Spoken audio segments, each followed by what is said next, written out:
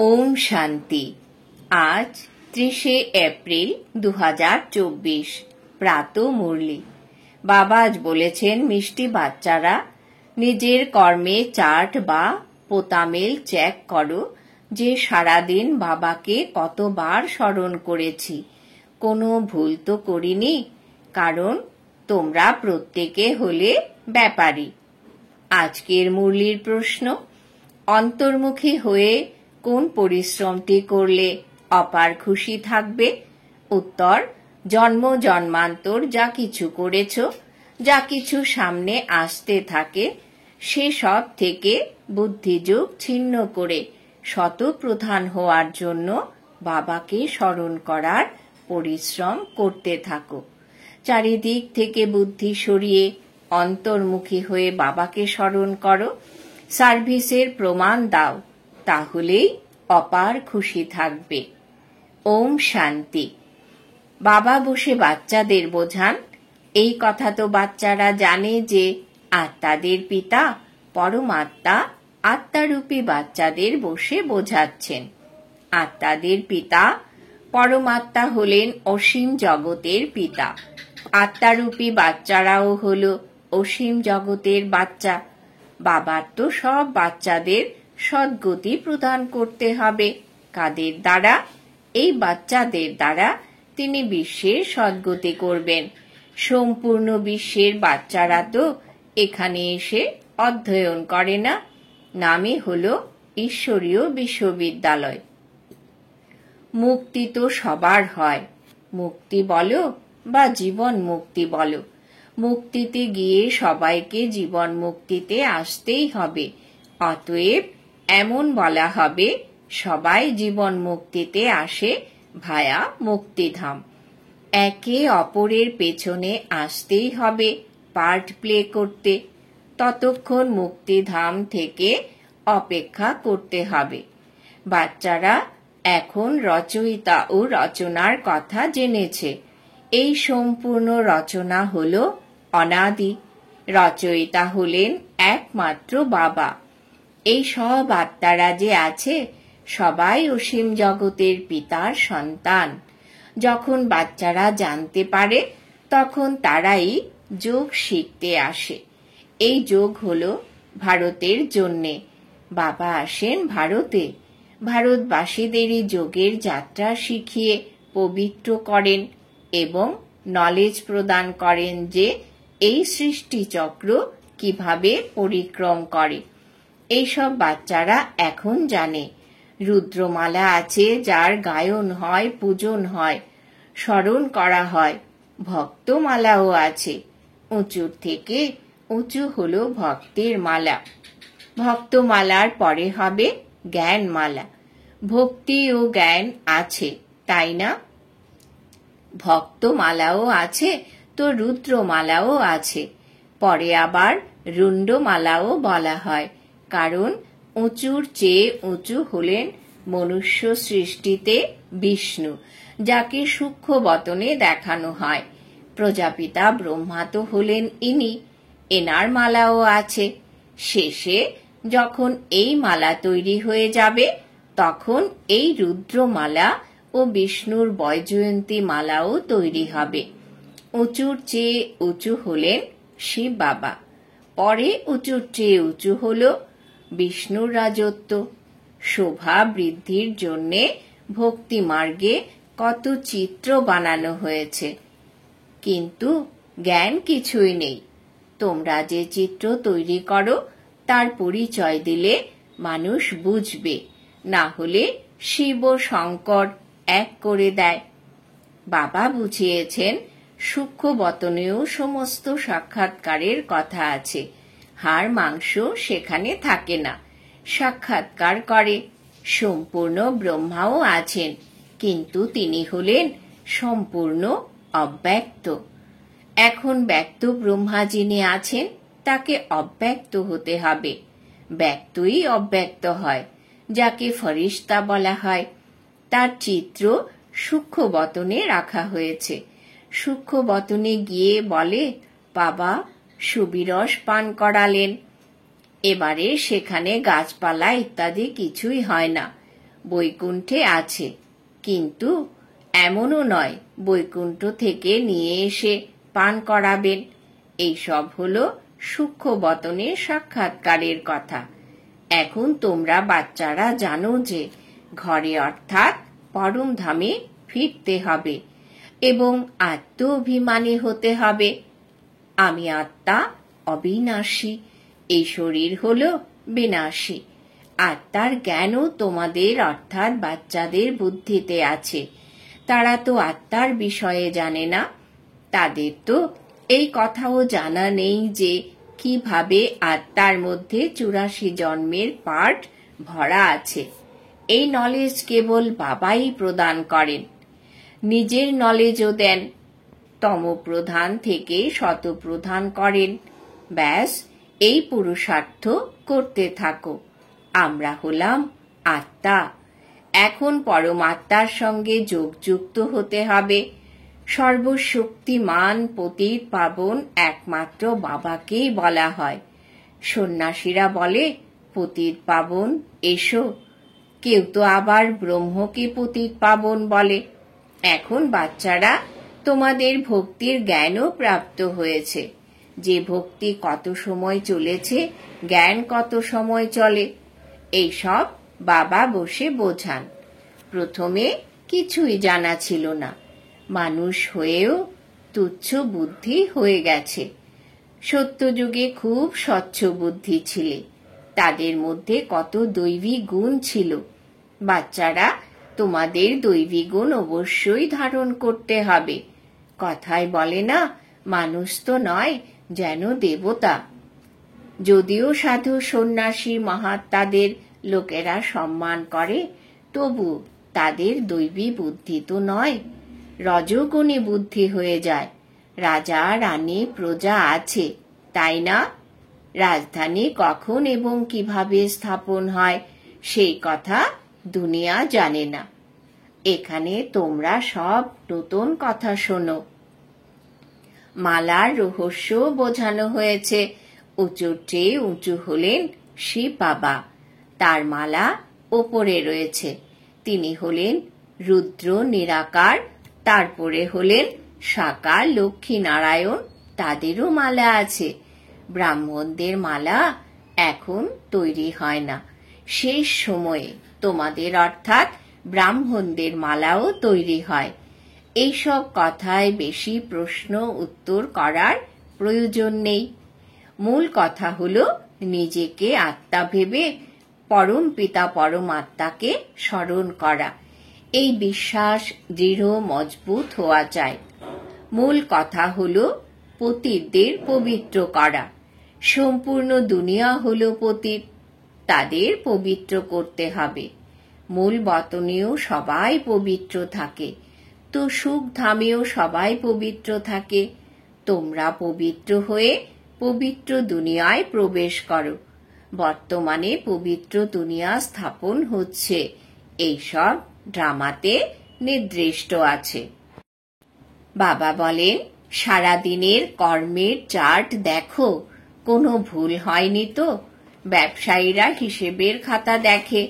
এখানে এও হলো ধন উপার্জন, তাই না? তোমরা প্রত্যেকে এক একজন ব্যাপারী। বাবার সাথে ব্যাপার করো। নিজেকে পরখ করা উচিত। আমাদের মধ্যে কতখানি দৈবী গুণ আছে। বাবাকে কত স্মরণ করি। আমরা কতবার অশরীরী অবস্থায় থাকি। আমরা অশরীরী এসেছিলাম, আবার অশরীরী হয়ে ফিরে যেতে হবে। এখনো সবাই আসছে, মধ্যেখানে কারোর ফিরে যাওয়ার নেই। সবাইকে একসাথেই ফিরতে হবে। যদিও সৃষ্টি খালি থাকে না, গায়ন আছে, রাম গেল রাবণ গেল, কিন্তু থাকে দুইজনই। রাবণ সম্প্রদায় চলে গেলে আর ফিরে আসে না, কিছুজন বাকি থেকে যায়। এই সব ভবিষ্যতে গিয়ে সব সাক্ষাৎকার হবে। এই কথা জানতে হবে যে নতুন দুনিয়ার স্থাপনা কিভাবে হচ্ছে, পরবর্তীকালে কি কি হবে। তখন শুধুমাত্র আমাদের ধর্ম রয়ে যাবে। সত্যযুগে তোমরা রাজ্য করবে, কলিযুগ শেষ হয়ে যাবে, তারপরে সত্যযুগ আসবে। এখন রাবণ সম্প্রদায় ও রাম সম্প্রদায় দুইই আছে। সঙ্গম যুগেই এইসব হয়। এখন তোমরা এইসব কিছু জানো। বাবা বলেন যে রহস্য উন্মোচন এখনো বাকি রয়েছে, সেসব ভবিষ্যতে ধীরে ধীরে বোঝানো হবে। যা রেকর্ডে আছে সেসব জানতে পারবে, তোমরা বুঝতে পারবে।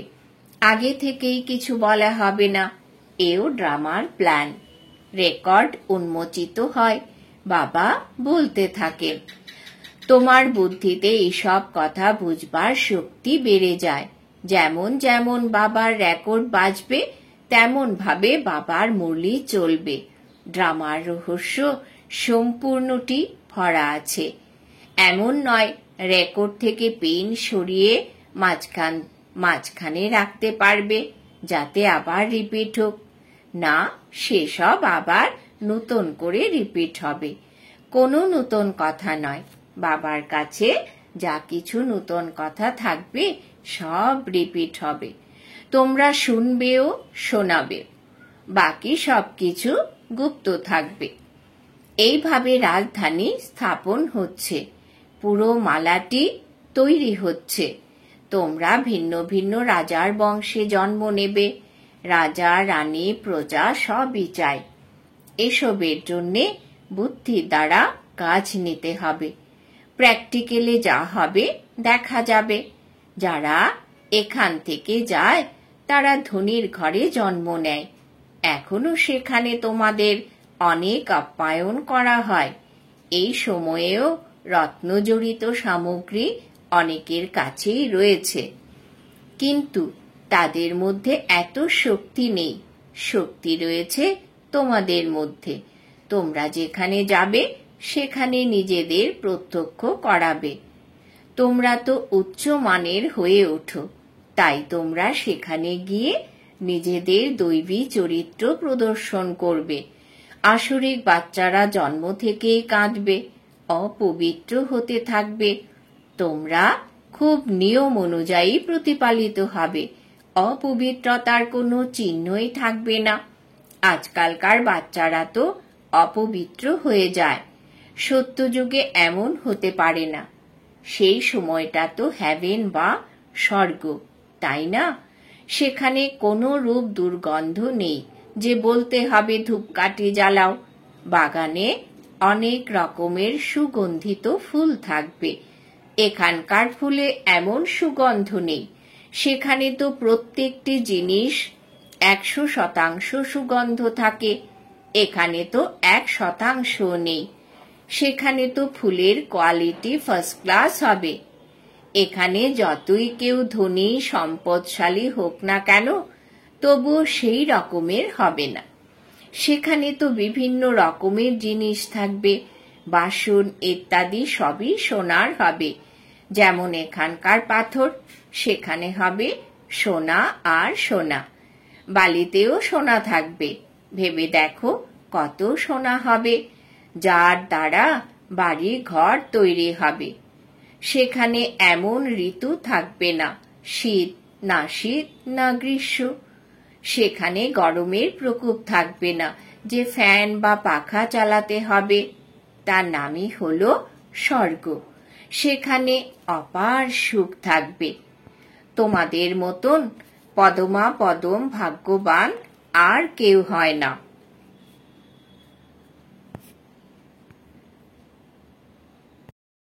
লক্ষ্মী নারায়ণের কত মহিমা গাওয়া হয়। যিনি তাদের এমন তৈরি করেন তার কত মহিমা গায়ন হওয়া উচিত। প্রথমে হয় অব্যভিচারী ভক্তি, তারপরে দেবতাদের ভক্তি আরম্ভ হয়। তাকেও ভূত পূজা বলা হবে। শরীর তো আর সেই রূপ নেই। 5 তত্ত্বের পূজা হয়। শিব বাবার জন্য এমন বলা হবে না। পূজা করার জন্য কোনো জিনিসের বা সোনার মূর্তি তৈরি করা হয়। আত্মাকে সোনা বলা হবে না। আত্মা কি দিয়ে তৈরি? শিবের চিত্র কি দিয়ে তৈরি হয় তা চট করে বলতে পারবে, কিন্তু আত্মা পরমাত্মা কি দিয়ে তৈরি হয়েছে তা কেউ বলতে পারে না। সত্যযুগে 5টি তত্ত্ব শুদ্ধ হয়, এখানে সবই অশুদ্ধ। অতএব পুরুষার্থী বাচ্চারা এমন এমন চিন্তন করবে। বাবা বলেন, সব কথাকে ত্যাগ করো, যা হওয়ার হবে। প্রথমে বাবাকে স্মরণ করো, চারিদিক থেকে বুদ্ধি সরিয়ে মামে কম স্মরণ করো, তাহলে বিকর্ম বিনাশ হবে। যা কিছু শোনো সে সব ছেড়ে একটি কথা পাকা করো যে আমাদের শতপ্রধান হতে হবে। তারপরে সত্যযুগে যা কল্প হয়েছে তাই হবে, তাতে কোনো তফাৎ হবে না। মূল কথা হলো বাবাকে স্মরণ করো, এইটি হলো পরিশ্রম, সেটাই সম্পূর্ণ রূপে করো। ঝড় তুফান তো অনেক আসবে, জন্ম জন্মান্তর যা কিছু করেছ সে সব সামনে আসে। অতএব সব দিক থেকে বুদ্ধি সরিয়ে আমাকে স্মরণ করার পুরুষার্থ করো, অন্তর্মুখী হয়ে। বাচ্চারা, তোমাদের মনে পড়েছে, তাও নম্বর অনুযায়ী, পুরুষার্থ অনুসারে। সার্ভিস দ্বারা সব কিছু জানা যায়। সার্ভিস যারা করে তাদের সার্ভিস করার খুশি থাকে। যারা ভালো সার্ভিস করে তাদের সার্ভিস করার প্রমাণ পাওয়া যায়। পান্ডা রূপে অর্থাৎ গাইড রূপে আসে। কে মহারথী, কে সহিস, কে পেয়াদা, সে সব জানতে পারা যায়। আচ্ছা, মিষ্টি মিষ্টি হারানিধি বাচ্চাদের প্রতি মাতা পিতা বাপ দাদার স্মরণের স্নেহ সুমন আর সুপ্রভাত। আত্মাদের পিতা তার আত্মারূপী বাচ্চাদেরকে জানাচ্ছেন নমস্কার। আমরা আত্মারূপী বাচ্চারা আমাদের মাতা পিতা বাপ দাদাকে জানাই স্মরণের স্নেহ সুমন সুপ্রভাত নমস্কার। ধারণার জন্য মুখ্য সার। 1 নম্বর, অন্য সব কথা ত্যাগ করে বুদ্ধিকে চারিদিক থেকে সরিয়ে শতপ্রধান হওয়ার জন্য অশরীরী হওয়ার অভ্যাস করতে হবে। দৈবী গুণ ধারণ করতে হবে। 2 নম্বর, বুদ্ধিতে সুচিন্তা রাখতে হবে। আমাদের রাজ্যে অর্থাৎ স্বর্গে কি কি হবে সেই বিষয়ে চিন্তন করে নিজেকে সেই রূপ উপযুক্ত চরিত্রবান বানাতে হবে। এখান থেকে বুদ্ধিকে বিচ্ছিন্ন করতে হবে। বরদান। বাবা বরদান দিয়েছেন, সেবার দ্বারা মেওয়া প্রাপ্তকারী পার্থিব জগতের সকল চাহিদা থেকে মুক্ত, সদা সম্পন্ন আর সমান ভব। সেবার দ্বারা মেওয়া প্রাপ্তকারী পার্থিব জগতের সকল চাহিদা থেকে মুক্ত, সদা সম্পন্ন আর সমান ভব। ব্যাখ্যা। সেবার অর্থ হল মেওয়া প্রদানকারী।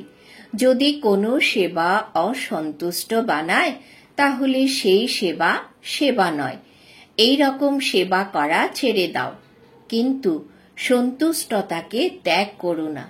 যেরকম শারীরিকভাবে তৃপ্ত আত্মা সদা সন্তুষ্ট থাকে, সেই রকম মানসিক তৃপ্তিতে থাকা আত্মাও সদা সন্তুষ্ট থাকে।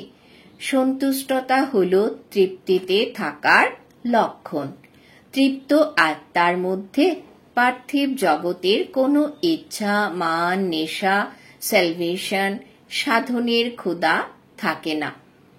সেই আত্মা পার্থিব জগতের সকল চাহিদার থেকে মুক্ত, সদা সম্পন্ন আর সমান থাকে। স্লোগান। সত্যিকারের হৃদয় থেকে নিঃস্বার্থ সেবাতে এগিয়ে যাওয়া অর্থাৎ পুণ্যের খাতা জমা হওয়া। সত্যিকারের হৃদয় থেকে নিঃস্বার্থ সেবাতে এগিয়ে যাওয়া অর্থাৎ পুণ্যের খাতা জমা হওয়া। আজকের সমান আমি সদা সম্পন্ন আত্মা। ওম শান্তি।